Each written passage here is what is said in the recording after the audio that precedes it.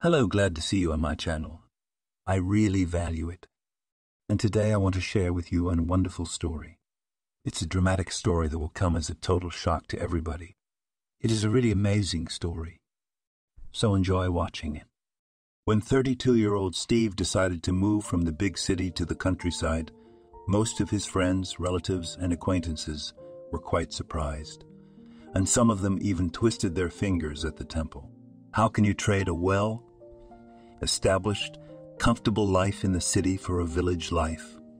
To leave a prestigious job so that it is unclear what to do in the village? Well, it would still move to some small town or urban-type village, where at least some civilization, but no, went to the most threadbare village, consisting of a few dozen yards. Why? Steve didn't tell anyone about his plans, and he wasn't going to report to anyone. He just quit his job one day, rented his city apartment to a couple for a long time, packed his things and drove his SUV to a new life. In this village, Steve had a house left by his great-grandmother. Amanda lived to an advanced age and to the last remained in her right mind and managed the household herself. But one day she sat down to dinner and died right at the kitchen table. It was good that Amanda never locked her house from the inside. She was not afraid of anyone. There was nothing to steal, and if anyone would do anything evil, she was already dead in the world, and the cemetery had long since given her absences. Amanda always said so with a laugh about herself. However, no one planned evil against the old woman. Everyone in the village respected and loved her for her wisdom, endurance, and good disposition. That's why one of the neighbors immediately sounded the alarm. Noticing that Grandma Amanda, as she was called by many people, did not leave the house, the woman went to see if the elderly neighbor was ill, if she needed anything. And it turned out that the old lady didn't need anything. They informed the relatives in the city. They came and buried Amanda, and the house of the old lady, as it turned out, bequeathed her great-grandson Steve. She loved him very much. She loved all her children, grandchildren, and great-grandchildren. But she always had a special attitude to Alyosha, perhaps because he was very similar in appearance to his great-grandfather, Amanda's husband Evan, and Amanda loved her husband very much. For almost 40 years they lived together soul to soul, raised 3 children. But death took Evan when he was only 65. Evan was a frontline soldier, went through the war, several serious wounds. He limped all his life and had other health problems, so he left early. Amanda outlived him by almost 30 years, and not a day went by that she did not remember her Vaneshka. No matter how many times her children and grandchildren called Amanda to the city after Evan's death, she would not agree. Sometimes she would come to visit one of the children, but in a couple of days she would go back. I can't stay in a city apartment. It's stuffy. The walls are suffocating. And I'm bored to death in this city of yours. And these houses are so tall. The sky looks like a fist from behind them. I want to go home. That's where I belong and where my life is. And my Vaneshka is buried there, and no persuasion worked on her. Then the relatives came to terms with it and sometimes took turns visiting Amanda, sometimes to fix something in the hut or on the plot, to bring food. And every time Amanda exclaimed, "What do I need these delicacies of yours for? Sausages and cans of some obscure stuff. The names are too complicated. I like simple food. Buckwheat porridge, potatoes from my own garden, soup, and do I need much for an old woman? That's why I have almost no complaints about my health and my health and my health in my years that I eat not your chemistry and natural products. And the air here, not like in your city, there's nothing to breathe." The air in the village was indeed breathtakingly fresh, filled with the wonderful aroma of wildflowers and cut grass. But still none of Amanda's children had any desire to settle in this, as they put it, God-forsaken place. They had had enough of their childhood in the village. All of them had long ago moved to the city and were quite satisfied with their lives. 25-year-old Steve was surprised to learn that his grandmother Amanda had left him the house. The relatives were also surprised but not offended. Let it be so. It's the mistress's right. And what's the use of this house? It's located in a remote village, which is 3 hours from the city on the road. And the house itself is already old. For good money it will not sell, even despite the plot of 6 acres. Who needs such a treasure? People, on the contrary, from villages to cities are moving. More headaches from this house than benefits, as Steve also did not know what to do with this inheritance. Then he decided to try to sell it, but there was no buyer. Apparently, no one is really going to move to the village. So the house stood abandoned for almost 7 years, and suddenly it had an owner again. Steve, what are you doing here? Maria, the neighbor who discovered Amanda, asked the man. No, Aunt Maria, I'm going to live here myself. Really?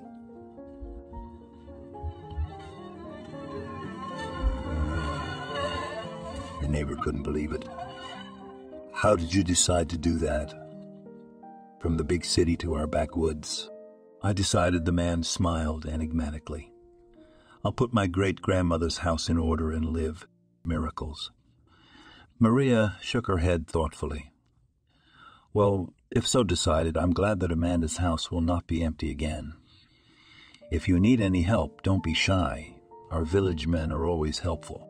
Our people are simple, heartfelt. Everyone knows each other, you know. A lot of people still remember Grandma Amanda in a kind word. She was a good person, bright. Thank you, Aunt Maria. I'll keep that in mind. Maybe you're hungry.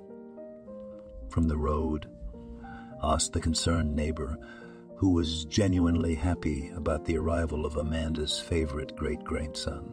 I have a little, Steve admitted. Well then, come to our place.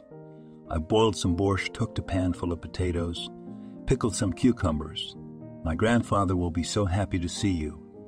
He'll have someone to have a drink with. We'll just remember Grandma Amanda with a kind word. Steve could not refuse Maria's offer, although he had brought some food for the first time. And on the way he had a little snack. But how not to respect the neighbors who so sincerely invited to visit. He well remembered the hospitality of the village. Maria called her husband George her grandfather. George, a sturdy man in his late teens, was also delighted to see Steve. Did you really decide to move to the village? Asked a neighbor, shaking Steve's hand. Yes, Uncle George. Will you take me fishing with you? Oh, we'd love to. We'd love to. We've got a lot of fishing to do. Well, you remember we used to go fishing with you when you were a boy. I remember, Uncle George. We had some great fishing trips back then. I even bought some Sedelia in town. Steve had a very nice time with Maria and George. I could hardly get away from them. They were so happy to see each other. They remembered Amanda, of course. I was looking at Amanda's house the other day, and there was a ginger cat hanging around, Maria said. I wondered where it had come from. We in the village not only know all the neighbors, but also all the dogs and cats by sight. And for some reason, I immediately thought that Amanda's house would soon be empty. If the kitty was trying to join the house, but I had no idea you'd decide to move in. My grandfather and I decided that there was a buyer for your great-grandmother's house. It wasn't until close to midnight that Steve returned home. But he didn't go to bed right away. He didn't feel like it. The man brewed himself a strong tea with currant leaf to drive away the hop after a strong neighbor's moonshine, and sat on the porch for a long time, looking at the endless starry sky and breathing in the fragrant air. And it was so good in his soul, away from the city bustle and the problems that had recently overwhelmed. Suddenly Steve felt someone poked him in the leg.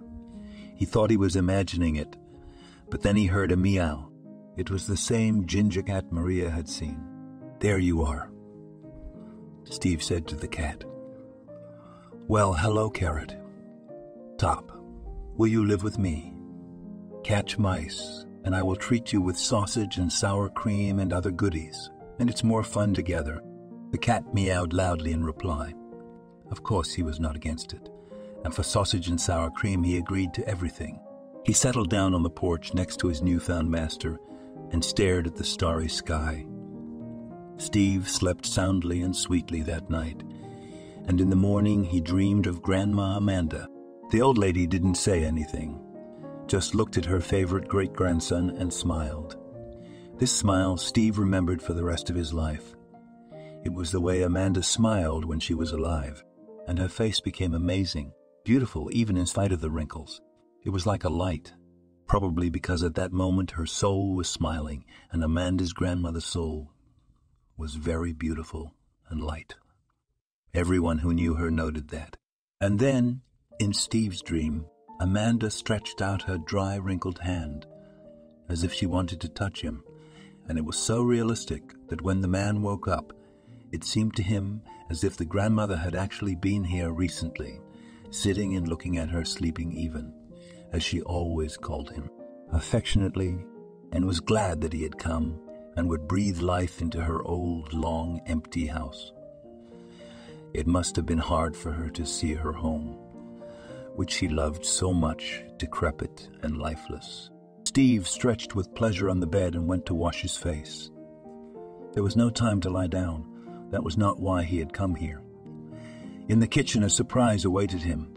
On the table stood a large jug of milk, and next to it lay Rudy, obviously homemade bread. How divine it smelled!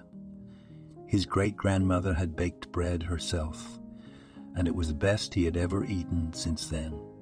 Steve smiled at this simple treat and guessed that Maria had come to see him while he was asleep. He hadn't bolted the house either, like his grandmother. He just forgot. Well, Carrot, Top, do you want milk? Steve asked, stroking the cat. The cat rubbed against his legs and purred like a tractor, letting him know that he wouldn't refuse fresh milk. The man opened the china cabinet, took out a saucer, and poured milk for the cat. Help yourself, Ginger. Steve broke off a piece of bread and drank the milk. The unforgettable, unique taste of childhood. Both Grandma and Aunt Maria certainly knew some secrets. How could ordinary bread be so delicious? No gourmet delicacy can compare to it. Delicious, Ginger, he turned to the cat again. Would you like to taste it? The man nibbled a small piece of bread and gave it to the cat. But the cat, tearing himself away from the milk, threw a surprised and even a little indignant look at his master. What are you offering me? Are you crazy? Give me meat or fish. Sausage at the worst, and bread, Father, you can eat it yourself, was the meaning of the look. Ah, if cats and dogs could talk, how many interesting things they would tell us. I see your point, Steve smiled. You're a cheeky Ginger, but what the hell? Catch. The man cut the cat a piece of sausage and began to think about what to do first. What was there to think about? Grandmother Amanda was very neat and tidy. She always kept her hut clean, and she couldn't stand dirt and garbage in her house. If the house is messy and dirty, then the person's soul is or will be messy, Amanda often said. The house must be kept clean, and the soul too. But now this once well-maintained, sparkling clean house had been empty for several years, and a lot of dust had accumulated here. Steve walked around the house, realizing that he had to work hard. The windows were dirty, the curtains needed to be removed and washed, and better perhaps to buy new ones. These are very old, faded. I'll have to ask Aunt Marie for help. He didn't know much about curtains himself. In his city apartment, his mother had helped him with all these interior things, and then Diana. Diana the Beautiful, or Diana the Precocious, as he often called her, recalling the heroines of well-known Russian fairy tales. Steve sighed involuntarily, remembering her again. The girl he had once loved and was about to marry. She looked like the heroines of those Russian fairy tales, big-eyed, ruddy, with a glamour-thick braid, put on her painted sarafan and kokoshnik, and you cannot distinguish from the Russian beauty, which were drawn in books with children's fairy tales. They lived almost 2 years in the so-called civil marriage, although Steve repeatedly offered the girl to sign and become a family. He already wanted children, but Diana, for some reason, refused to go to the wedding, and it surprised him. Usually, on the contrary, women dream of becoming lawful wives, and men are not always in a hurry to propose, too dear to their freedom. But finally, Diana agreed, and Steve was happy. They had already decided on the date of the wedding by submitting an application. They were looking for a restaurant. Diana ordered a wedding dress from a familiar dressmaker.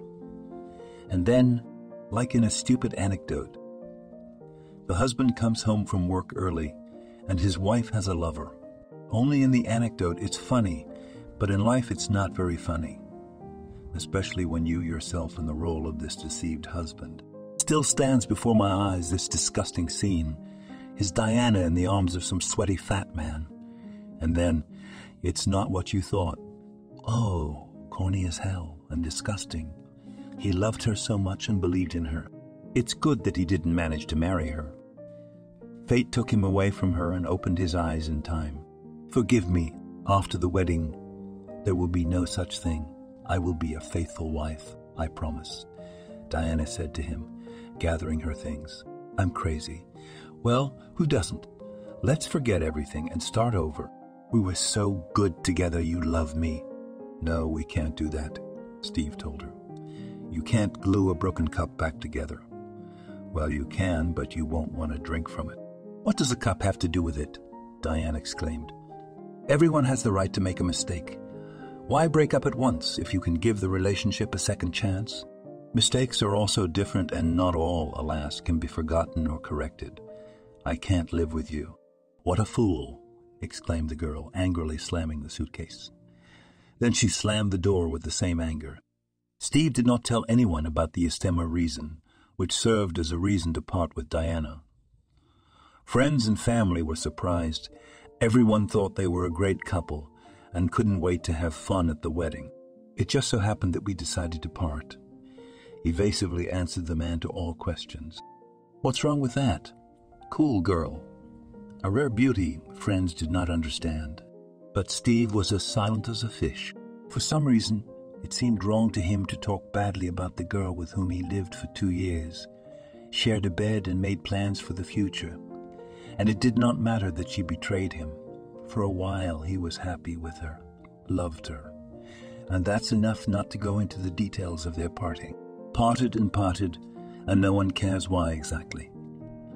But Diana obviously thought otherwise. And from mutual friends later Steve heard that he, it turns out, in this spot in family life, and not a single skirt did not miss, and not a single skirt did not miss, and a lot more interesting and absolutely truth does not correspond. Yes, a rich imagination at Diana the Beautiful, or Primodria, or rather the Wise. So it would be, perhaps, more correct.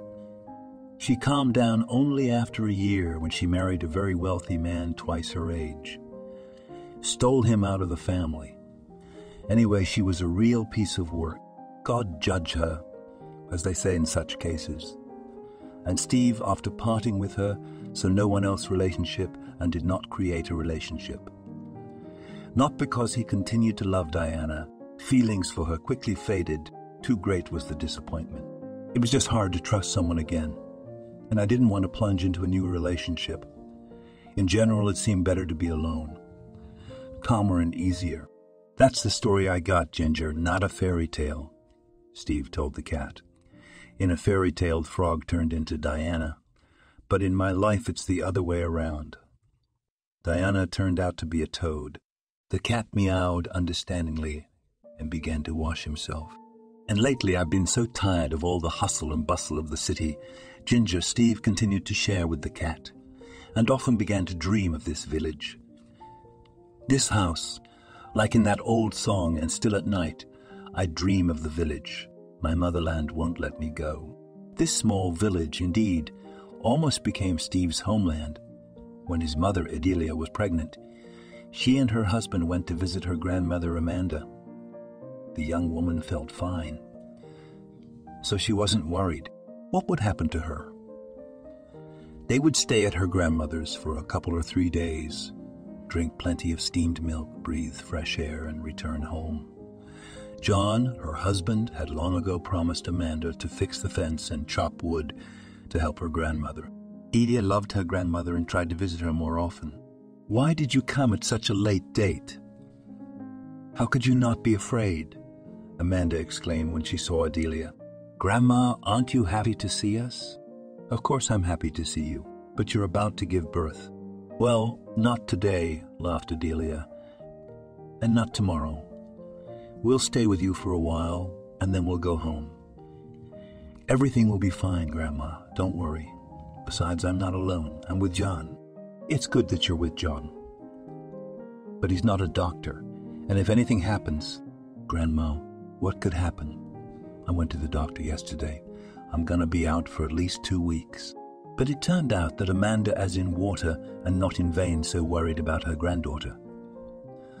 Suddenly Adelia went into labor, and to give birth her husband took her to the village, in the district center, because it was much closer than if they returned to the city. And Adelia did not want to give birth in the field. They barely had time to get there. The labor was rapid. It was good that in those years there was still a maternity hospital in the district center. But then it was closed, and all women in labor since then are sent to the city. And so you would have been born in the village, my mother told Steve. Grandma Amanda was about to run for the local grandmother midwife, and I already agreed to everything. So scared, but your father carried me into the car in his arms and rushed faster than the wind to the district center. All the way he begged me, Adelia, bear with me just a little longer. Oh, men, as if you can be patient when the baby is already asking to come out. Oh, how I remember. Why did I go to the village with a belly? I should have stayed at home. I was young, stupid, but everything turned out all right, said John, hugging his wife. We made it. What if we hadn't? I still remember it with fear. Would you have delivered my baby yourself on the road? Even if you had. Is that so hard? Yeah, well, it's easy to say now. Steve had been dreaming more and more of Grandma Amanda and the village, the house he hadn't been to for so long. And for some reason, every morning he felt ashamed that the house was abandoned, without an owner, and more often there were thoughts of leaving for the village. Here to leave everything and leave. He was drawn to these places with an inexplicable force. He sometimes surprised himself because before even the thought would not have arisen to change the well-established urban life in the village. And when, with the arrival of a new boss, problems began at work, Steve finally matured in his decision. After all, reasoned the man, he can always go back. The apartment is available, so he has a place to return to. And what if he settles down in the village? People live there, not everyone likes city life. For some reason, the countryside started to attract him. Steve, can I come in? The man heard Maria's voice. The woman was peering out of the ajar door. Of course, Aunt Maria, come in. And thank you very much for the milk and bread. I'm full. I remembered my childhood. I loved it when Grandma Amanda took her bread out of the oven. It seemed that I could not find a better treat. Hot with a crispy crust. And your bread is as delicious as it was at my grandmother's. Thank you. You're welcome, smiled the woman, going into the house. I milked our cow this morning and decided to give you some fresh milk. You can't drink such milk in the city. It's all in packets and the flavor is incomprehensible. I once tried it at my daughter's house, and I didn't understand whether it was milk or something similar. I won't even argue here. Homemade. Natural is always better, so don't be shy. Take milk from us. We have laying hens, so we have home-made eggs. How are you? I see you're going to put things in order. Need a hand? No, I'll do it myself. I've lived alone for a long time. I'm not used to cleaning myself. I'm not used to living in a mess. Oh, good for you, Steve. You're a city boy, but you're not spoiled, and you're not afraid of work. And you've got a bright soul, just like Amanda. Thank you, Aunt Maria. But are all city folks spoiled and lazy? No, of course not. But my grandchildren who live in the city don't really like to clean. Sitting around all day with what's his name? Composters? Computers, Steve corrected me. Ovo. That's right. I always forget what these things are called. And you're good. Your parents brought you up right. I wish you had a good girl to marry. I take it that since you came here alone, you don't have a fiancé yet. No, I had one. I was almost married, but it didn't work out in the end. Well, then it wasn't your destiny. Because fate does not pass by, and if people are destined to be together, they will be together. Although it happens that you don't see your happiness right away. You know how I turned my nose up at George at first. I didn't like him at all. He was skinny, and his hair was sticking out like straw. Yeah, don't laugh, he's bald now, but he used to have a mound of hair on his head. I can't believe you guys were turning your noses up at Uncle George. You're a unit now. That's true, but I didn't really like him at first. But he was so adoloic he wouldn't back down even after I told him we weren't a couple. So how did you finally realize that he was your man? Do you know the saying, if there was no happiness, misfortune would help? Sure. That's how it worked out for us. My father fell ill at that time, and my mother and I had to do all the men's work ourselves. And Boris came to me one day with a bunch of daisies and saw me trying to chop wood. So he snatched the axe from me and quickly chopped wood. And he said, "Tell me, what other help do you need?" I wanted to say that I didn't need anything, but then my mother heard it and asked George to repair the porch. So he started to visit us every day and help us with chores. And gradually my heart warmed and then love came. And when he asked me to marry, I didn't hesitate. I realized that he was a reliable man and I was not mistaken. 50 years will soon be together. The children promised us a golden wedding. Wow, good for Uncle George. He's really good and trustworthy. Is your father all right? Yes, he got over that illness. He got well and lived another 20 years. That's the way it is. I'll go now, and if you need anything, don't hesitate to ask. Thank you, Aunt Maria.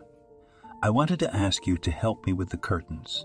I want to buy new ones, but I don't know much about them myself. Can you help me? Sure. What are you talking about? But it's necessary to go to the district center. There's a good store there. You have a car. If you drive me, we'll buy everything. Maybe you need something else for the house. For the harm. Great. Steve was happy. Let's go tomorrow, if you don't mind. Okay, all right. I'll be done with all the chores around the house and in the vegetable garden by lunchtime, and I'll let you know. All day, Steve cleaned the house, and then he had to clean up the grounds. Everything was overgrown with weeds. But it would take more than one day, the man realized. It would be good to put up a new fence. The old one had become dilapidated. I remember Steve's father had put it up before his son was born. It's been so many years. And when he'd put everything in order, he could look for a job in the very center of town where he was born. It doesn't take long to get there by car. And for now, he had money to live on, so he could take his time. Besides, he wanted to have a rest. To enjoy the peace and simplicity of village life, to sit with a fishing rod on the shore of the lake, to put his thoughts in order. The next day, Steve and Maria, as agreed, went to the district center for shopping. George went with them. "Shall we stop at the fishing shop?" he asked Steve. "It's been a long time since I bought anything for fishing. Yesterday I got my pension."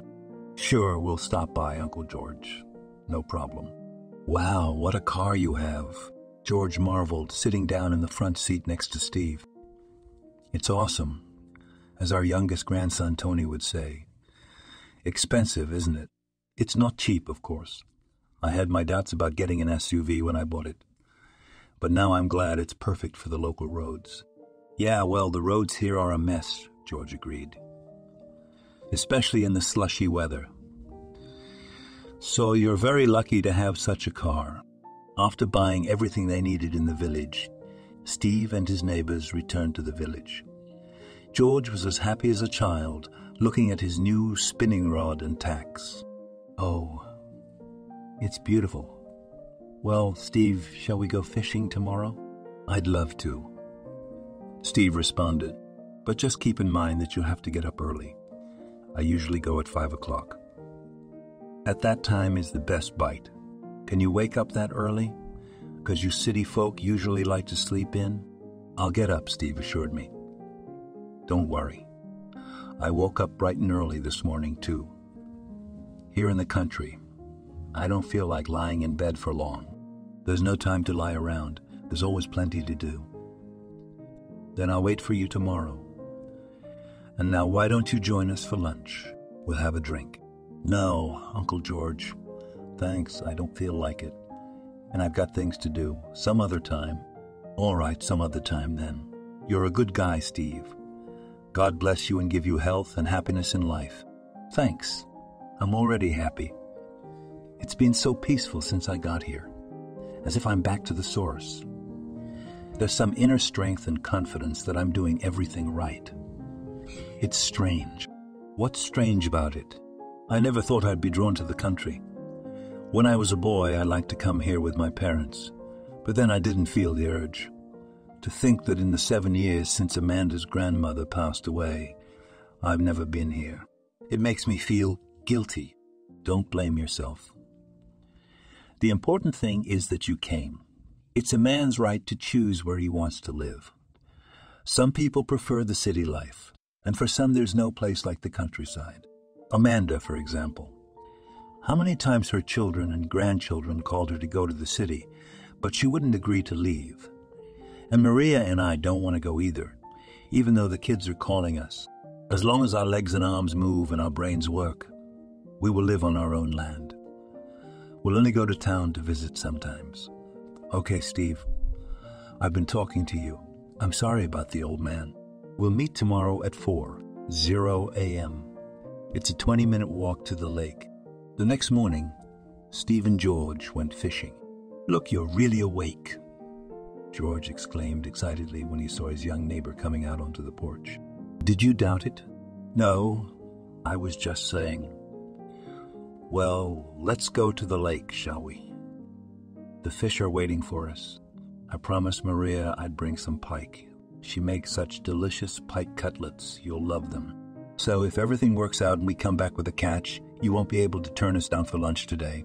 Keep that in mind." "Okay, I won't say no today. I haven't had pike cutlets in ages, but I remember Grandma Amanda used to make them when we used to visit. Luck favored the fishermen and they had a pretty good catch for two. They caught some pike and small fish for carrot. Steve was very happy and gave all the caught pike to George. I don't have a mistress anyway, and frankly speaking, I don't like to mess with fish. Besides, you've invited me for cutlets." "Yeah, the invitation still stands. Speaking of hostesses, why aren't you married? I'm sorry to pry, but I already had 2 kids when I was your age. Haven't you met anyone yet?" "Well, it just hasn't worked out, Uncle George. Maybe it's for the best. I'm fine on my own." "You're wrong. And I hear a sad note in your voice. You were in love, but something happened that you don't trust women very much. Am I right?" "You guessed it," Steve sighed, and suddenly, for the first time since he'd broken up with Diana, he wanted to share it with someone. So he told George what had happened between him and the girl he was going to marry. "Oh, it wasn't a pretty story," sighed the elderly neighbor. "Your DNA turned out to be a snake. But that doesn't mean you can't trust anyone. It is, of course, understandable that, having burned on milk, now you blow on water, but still do not close your heart on the lock. You know, it's not much fun to live alone. And a house needs a mistress." "Where am I going to find a mistress now, Uncle George? I don't think there's anyone in town who'd want to live in the country. And there's no one close to my age in the neighborhood." "That's right. Young people are moving to the city. They don't want to go back, but you're wrong to say that no one will want to live in the village. You came here, and if you meet a good girl and she loves you, she'll follow you to the ends of the earth. And if she starts putting conditions on you and turning your nose up at you, then it's not your destiny." So, talking, Steve and George reached the village The neighbor once again reminded Steve that he was invited to pike cutlets, and they went home. "Red, look what I've brought you," Steve said as he gave his tailed friend some fish. The cat meowed gratefully and immediately began to eat. Steve looked at the cat and thought about George's words. Of course, deep in his heart, he wanted a mistress to appear in this house and children's laughter to sound. Steve wanted a family. Long ago, he felt ready for marriage and children, though he tried to convince himself that it was not bad to be alone. He remembered Diana calmly. It was and was just not his woman, not to him destined by fate. And who then is his destiny? Where is she lost? And what road should he take to meet the only one with whom he would be happy? So a month and a half passed. Steve had already settled down and got used to the village life. He completely cleaned up the house, the plot, put a new fence. He was not drawn to the city at all, and so far he did not regret his decision to move to the village. One weekend the man visited his parents. John and Adelia were quite surprised to see how cleverly the son manages the household. What order reigns at home and in the yard. "Grandmother must have felt that you were the one who needed to leave this house," Mom said. Hardly anyone else from the relatives would have decided to move to the village and manage here. Although everyone is still in shock that you traded city life for country life, they think that this is a temporary bliss which will soon pass and you will return. Frankly, that's what your father and I thought until we came to see you. No, Mom, it's not a whim.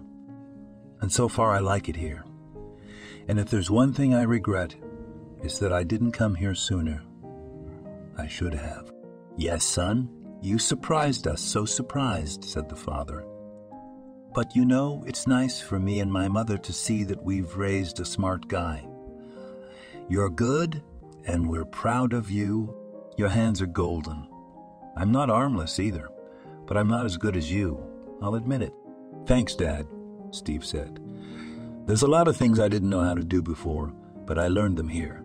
"I'm going to take another look at your property," John said, and left the house. "While your father is gone, I want to tell you something," said the mother to her son. "I met your Diana the other day. She hasn't been mine for a long time." "Yeah, of course she is. I'm just still wondering what kind of cat got between you two. She was such a nice girl. I really liked her." "Mom, I don't want to talk about it." "Just we talked to her," continued Adelia, not paying attention to her son's reluctance to talk about his ex-girlfriend. "And it turns out that Diana had just gotten divorced. And for some reason I thought that maybe you might be interested in this information." "Not at all, Mom. I really don't want to talk about her." "Okay, son, I get it. Don't be mad. I'm just worried about you. I wish you had someone to be there for you. You should get married, son. And I don't think you'll find a bride in the village. Why don't you go back to the city and just come here from time to time? Weekends? Vacations?" "No, Mom. Don't talk me into it. I'm not going back to the city, especially not to look for a bride. If it's meant to be, I'll meet her here too. And if not, I won't." Mom did not say anything more to her son on the subject, only sighed. In her heart, she hoped that Steve would listen to her words and return to the city, but seeing that the son had run resolutely, she realized that she would have to accept his choice. After all, the most important thing was that he was happy. One rainy day, it started raining early in the morning and continued to rain until the evening, stopping briefly and then picking up again. Steve had to stay home all day, and to avoid idleness, he decided to try to bake bread himself. A couple of weeks ago, he had been visiting his neighbors, and Mary had been there to knead the dough and bake the bread. Then he asked the neighbor for a recipe for homemade bread, and she gladly shared with the young man all the simple secrets. But Steve never had the time to try to bake it himself, and now, finally, he did. "Steve, can I see you?" George knocked on the door. "The weather today, I had to put on my raincoat to get to you." "Sure." "Uncle George, come on in." "Yeah, the weather ruined my plans today. I wanted to start building a gazebo, and I've already brought the materials." "It won't rain forever," the neighbor said, taking off his wet raincoat. What are you doing here? Did you decide to bake bread? Yeah, I did. I just got it out of the oven. Have a seat, Uncle George. We're going to taste my bread. I hope it's edible. Why wouldn't it be edible if you do it with heart? I've just brought you some milk. Maria gave it to me. It's good with bread. Thank you. Steve was glad, pulling out mugs from the cupboard. I have something to tell you, Steve. A favor, to be exact. Tell me, Uncle George, what kind of help you need. You know I'm always here for you. It's about to be 50 years since my Maria and I got married. A golden wedding. I can't believe we've been together for so many years, a lifetime. Oh, the years have flown by. Yes, I remember your golden wedding anniversary. Aunt Maria told me once. She also told me that your children and grandchildren were going to come and have a party. Yes, they want a party, George grinned. They like parties. Well, that's good, Uncle George. Especially the occasion is great. What the hell did they do? They wanted me and Maria to go to town and celebrate in a restaurant. But we don't want to go to town, and we don't want to go to that restaurant. They'll feed us some junk food, and it's expensive again. It's clear that the kid will pay for everything, but why put them to such expense? Well, I don't agree with you there. It's a once-in-a-lifetime golden wedding. You can celebrate such an event in a restaurant. If the kids want to give you a party, then they have the opportunity. Why say no? Oh, Steve, George waved his hand. We don't need those restaurants. Let the children and grandchildren come to us. They are not frequent guests here, and it will be a reason to come and get together. We have a big yard, we'll put out tables and go out. In the fresh air. It's a beauty. We'll invite all our neighbors and friends. And you're invited too, by the way.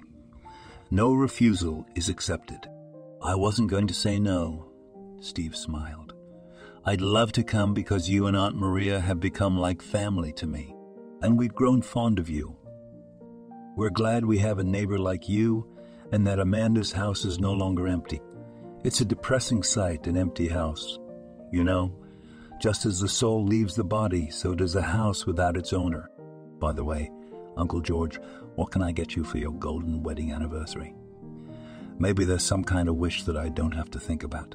Steve, that's the gift I wanted to talk to you about. Not yours, of course. You don't have to get a gift. Just show up. I want to give Maria something to make her happy. Something special, something to remember and surprise her. 50 years we've been together. You should know how long it took me to win her over. I thought I'd never conquer this fortress. I know, Maria told me. Yes. All right, if that's the case.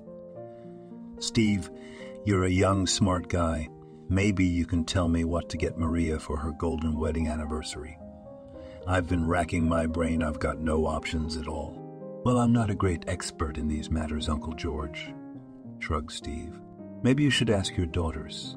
Oh, I don't want to. I'm afraid they'll tell their mothers before they know it.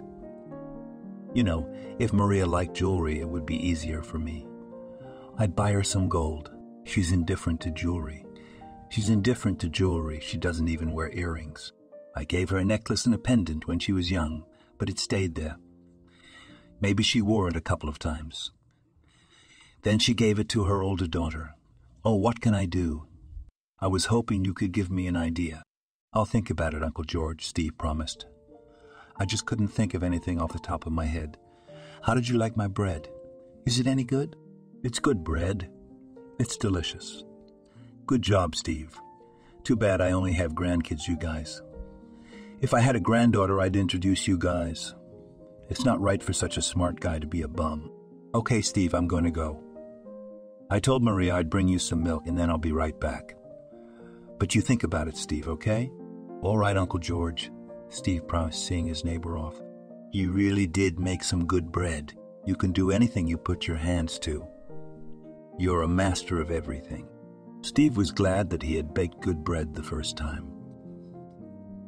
That's how life works.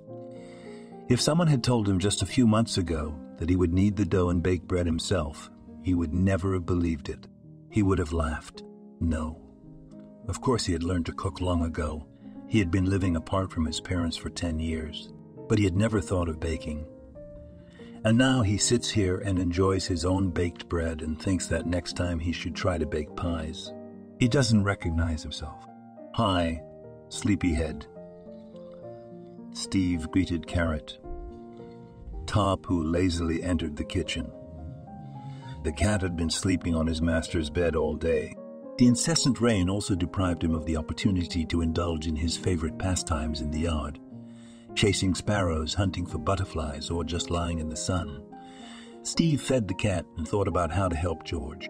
The elderly man wanted to please his beloved wife on the day of their 50th anniversary, and he was obviously upset that the young neighbor had no ideas on the subject. Meanwhile, the rain finally ended. The sky began to clear, making way for the sun's rays. Steve went out into the yard and saw that there was a rainbow in the sky. The man looked at this magical phenomenon of nature, and suddenly an idea came into his head. He remembered that once his friend gave his parents a photo collage on their wedding anniversary. It was very beautiful and original. And George and Mary have a lot of photos at home. They showed Steve their albums. Why not choose the most dear to his heart photos and not make a collage of them?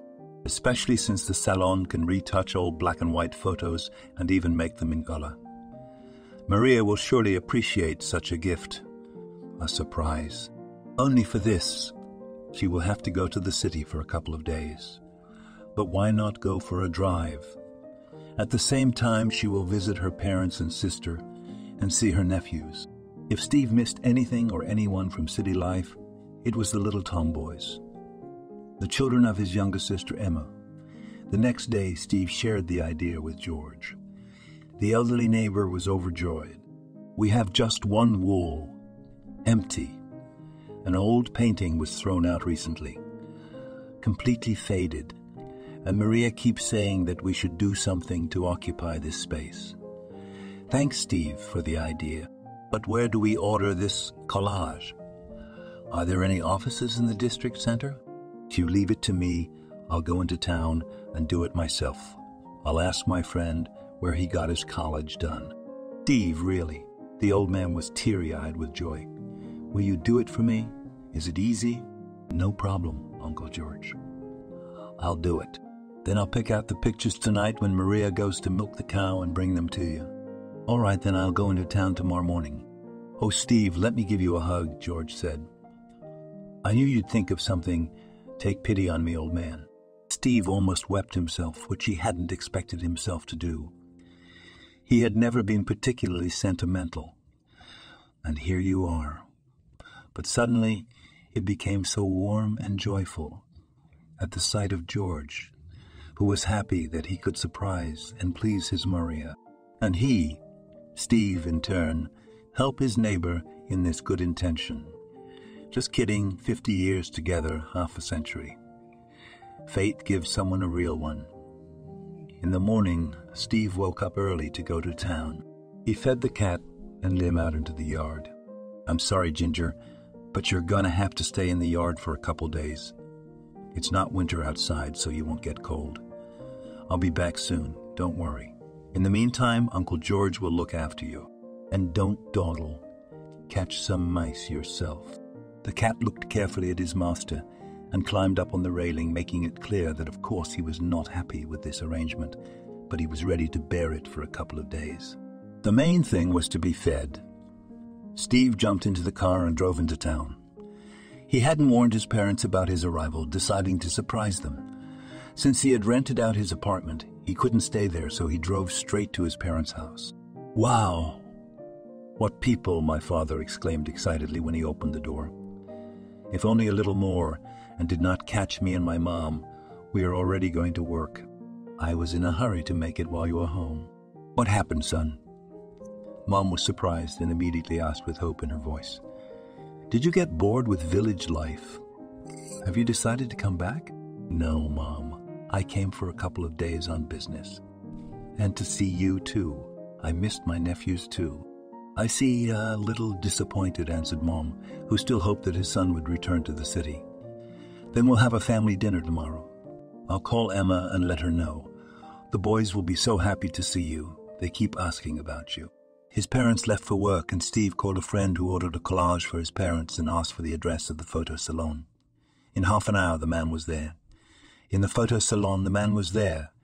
In the photo salon, the man was met by a friendly, pretty girl whose name tag read Elizabeth. Steve showed her the photos George had given him and told her what he had come for. I see what you mean. That's a great idea for a gift. Let's look at the different options and choose the most suitable one. And if you want, we can make a customized photo collage or finalize the existing options.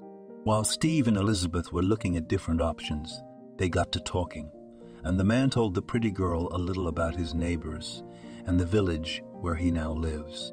You tell so interestingly that I wanted to go there, Elizabeth admitted. So what's the problem?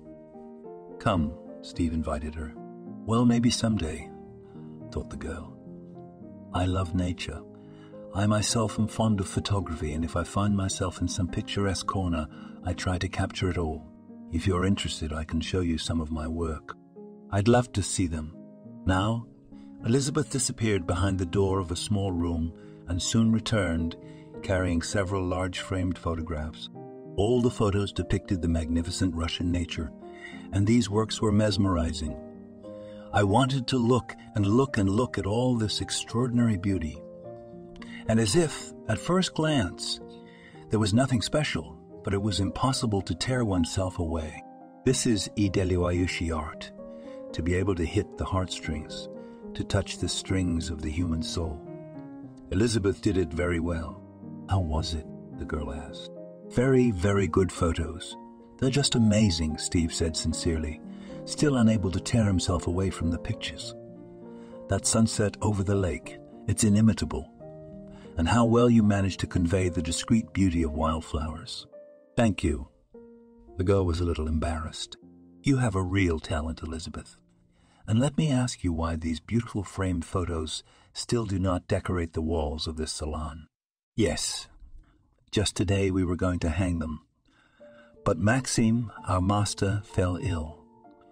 And here we need a man's hand. Consider that you have a man's hand. Even two, smiled Steve, showing Elizabeth his strong hands. Do you have any tools? Of course, the girl rejoiced. Thank you very much.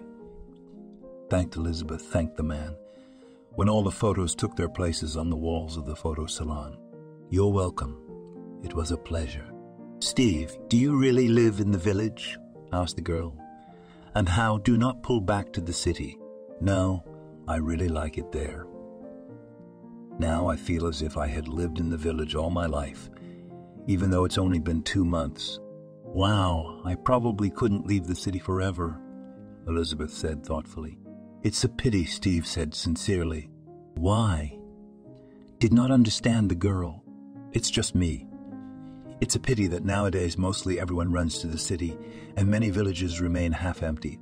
Well, to each his own, replied the girl, and in her voice Steve caught a slight sadness. Elizabeth took Steve's order and said that everything would be ready in the next 2 to 3 days. You'll get a call right away, she said, writing down his phone number. Steve left the photo salon, thinking about the fact that it was unlikely that there would be a girl in his life who would agree to exchange urban comfort for life in the countryside. He liked the friendly and charming Elizabeth very much, and he would probably try to continue their acquaintance if he was not going to return to the village. As it was, what was the point?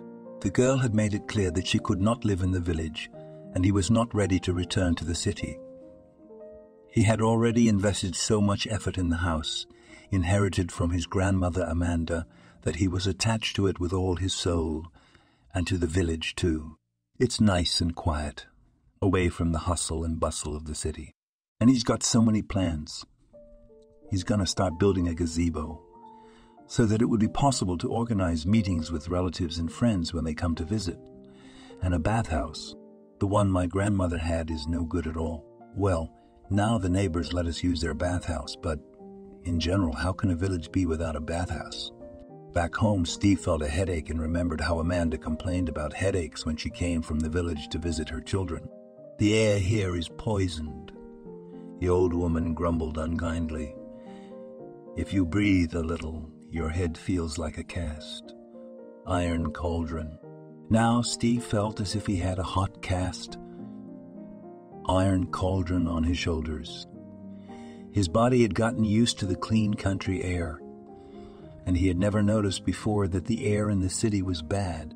Everything is known in comparison. It's true what they say.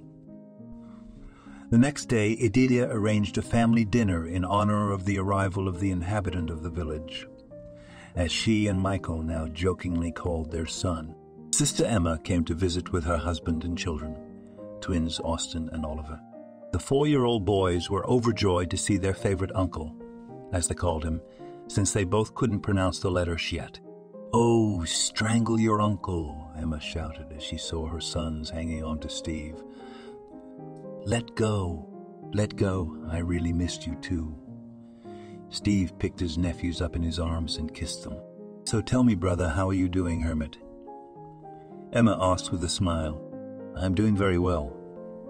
If you were a sister, you'd come and visit me one day with the boys. Do you know how much they'd love it here?" "We want to visit Uncle Steve," shouted Austin and Oliver, still hanging on to their strong and tall uncle. The evening was very heartwarming, and the relatives promised to visit Steve in the near future. Especially, of course, the boys were eager to get acquainted with Carrot, Top to walk to the lake and lie in a haystack. 2 days later, Steve received a call from Elisaveta, who told him that he could pick up the photo collage. "Great," rejoiced the man, deciding that he would go to the salon and from there straight back to the village. Driving up to the salon, he caught himself thinking that he was a little nervous before meeting Elisaveta. But there was a slight disappointment waiting for him in the saloon. Elizabeth wasn't there, and the finished work was given to him by another girl, Julianne. Also friendly and pretty, but still not Elizabeth. Maybe it's for the best, thought Steve, getting back into the car, and yet a slight sadness pinched his heart, and all the way to his village, he could not stop thinking about Elizabeth. "Steve, it's beautiful." George wept when Steve showed him the photo collage. "Oh, why have I become so sentimental in my old age?" "Don't be shy, George," Steve said. "I'm a young man, but sometimes I get so emotional, I don't recognize myself." "Oh, Maria will be pleased. Thank you, kind soul.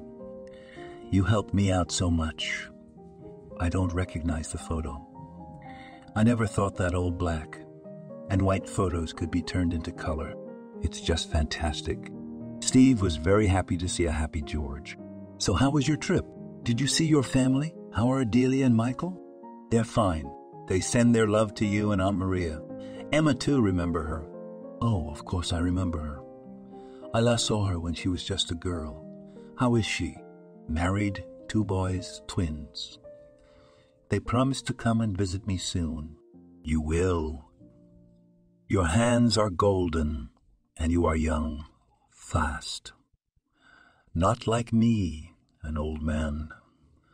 I used to be good at everything, but now I'm not so quick." "Don't talk too much about yourself, Uncle George. You're still very much alive." Steve cheered up his elderly neighbor. "Oh, you'll say the same thing. But thanks anyway, Steve. Let this beauty stay with you for a while, okay? I don't want Maria to see it before she sees it, even though I want to surprise her. It's been 2 weeks. It was the day of the Smirnovs' party. Maria and George's daughters and their families had arrived the day before, and the preparations for the celebration had already begun in the evening. In the morning, George dropped by Steve's house. Steve presented Maria with a gift. How happy she was. You can't imagine. She didn't expect such a gift. And the kids and grandkids are thrilled. "I've come to thank you again, and this milk and cakes Maria gave you as a token of her gratitude." "Oh no, Uncle George, you shouldn't have. It was my pleasure." "How could you not? You should always thank people for doing good, even if they do it unselfishly. But when it's not selfless, it's not good." "All right, Steve, I'll run along. My sons-in-law are out there peeling potatoes, poor bastards. so I'll give them a hand. We're expecting you tonight, don't forget.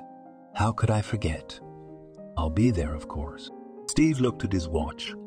There was still plenty of time left before the feast, so he would have time to get to the district center and come back. Steve had already finished building the gazebo, and there were still some small things left to be done inside, and he had to go for those small things lay. Of course, he could have done it tomorrow, but for some reason he wanted to do it now, and tomorrow it would be better to take care of the gazebo in the morning.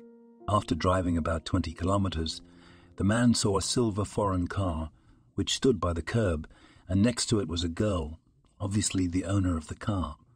The girl had her back to Steve, but the man suddenly felt an electric shock. Elizabeth. Could it be her? The same hair, the same figure. But it couldn't be. Steve hit the brake. It was hard to believe, but the girl was really Elizabeth. And she too was quite surprised to see Steve. It turned out that Elizabeth went to the same village where Steve was going, more precisely to the military unit located near the district center. And now the girl was on her way back. I'm on vacation, Elizabeth said. And I decided to visit a friend. We've been friends since high school. She married an officer. At first they served in the Far East, but now they were transferred here, and we haven't seen each other for 3 years. It was a sin not to visit my best friend. I stayed with her for a couple days, and today I drove back. I decided to take some pictures on the way. The nature here is very beautiful. Do you live here somewhere? Yes, my village is not far away. Would you like to see it for yourself? We have such an extraordinary lake there, and we'll get great pictures. Steve offered, realizing that he can't just leave. For the second time in a month, he met a girl he really liked. How could it be a coincidence? It felt like fate itself was pushing him to Elizabeth. If only she would agree to go with him now. I would love to see your village and the lake. Elizabeth smiled. I am preparing for a photo exhibition, and I need inspiration for new works. But you went to the village on your own business, didn't you? Would you go back to the village for my sake? I would do anything for you, the man replied. So everything. The girl was confused. Shall we use the word you? Yes. Yes. Steve and Elizabeth arrived in the village, and the man first of all showed the girl her possessions, and then they walked to the lake, where Elizabeth made some very good shots. She was very fascinated and delighted by the beauty of these places, and Steve looked at her and thought that he did not want to part with this nice girl who fell into his soul from the first meeting. Elizabeth, do you want me to introduce you to my neighbors for whom I ordered a photo collage in your salon? Steve suggested on their way back from the lake. It's their golden wedding anniversary. They are. How wonderful it must be to have been together for so many years. Elizabeth admired him sincerely. Party will start in half an hour. I'm invited, and I want us to go together. Steve felt that perhaps he was rushing things and pressuring Elizabeth, but he so did not want her to go. The thought of her getting into her car and driving off into the city made Steve uncomfortable. What was happening to him? Could it be that love had burst into his life again? Is this convenient? I was not invited, hesitated Elizabeth, who really did not want to part with Steve. She had liked the young man at their first meeting, and she had always thought of calling him. But she had never been able to find a suitable excuse for the call, and when she met Steve on the road, she felt like her heart was about to jump out of her chest, and it seemed to her that it couldn't be a coincidence. My neighbors are amazing people, and when they see me with a girl, they'll be so happy. They've been wanting to marry me for a long time, Steve said, immediately realizing that he was saying something wrong. Now Elizabeth will be frightened by this pressure and will run away. What's that supposed to mean? Are you proposing to me? Not only not frightened, but as if even pleased Elizabeth. And if I am, Steve took the girl's hand and looked carefully into her eyes. In fact, Elizabeth, I couldn't stop thinking about you after the first time we met at the salon. I realize that I'm rushing things, but now I'm most afraid that you'll leave, and we'll never see each other again. If everything you say is true, Elizabeth replied after a little silence. Then I'm in no hurry. I have 2 more weeks of vacation ahead of me. And a lifetime, Steve said. You and I have a whole life ahead of us. And Elizabeth stayed. They went together to the holiday to the Smirnovs, which surprised and pleased the Golden Jubilees. I knew you were a fast guy, but I didn't think you were that fast, whispered George to Steve. When did you find a bride? Or were you hiding her from us? Well, it just happened out of the blue, Steve replied. I went to town to help you with your present, and I met a wonderful girl. Oh, so it was me who pushed you towards your destiny, smiled slyly at the old man. It turns out so, agreed Steve. She's a good girl. You can feel that kind in Adelio Jeshaya. And what a beauty. If I were younger, I would have definitely beaten off your bride. Just kidding, of course, I need no one but my Maria. Glad for you, Steve. Very glad. I wish that everything worked out for you, and that the road of life brought you to the golden wedding. In memory of the golden wedding, the Smirnovs had a lot of photos, which were gladly made for them by Elizabeth. And 2 months later, the whole village was celebrating the wedding of Steve and Elizabeth. The relatives of the newlyweds also came, who had accepted the fact that the young family had no plans to return to the city. After the first time in the village, to which Steve's heart was drawn, Elizabeth also fell in love with these places and wanted to stay. Steve sold his city apartment, and he and Elizabeth opened a photo salon in the district center, which is a great success among the residents of both the district village and nearby villages. The young people are very happy and full of plans, and do not get tired of thanking fate, which once brought them together on one of life's roads.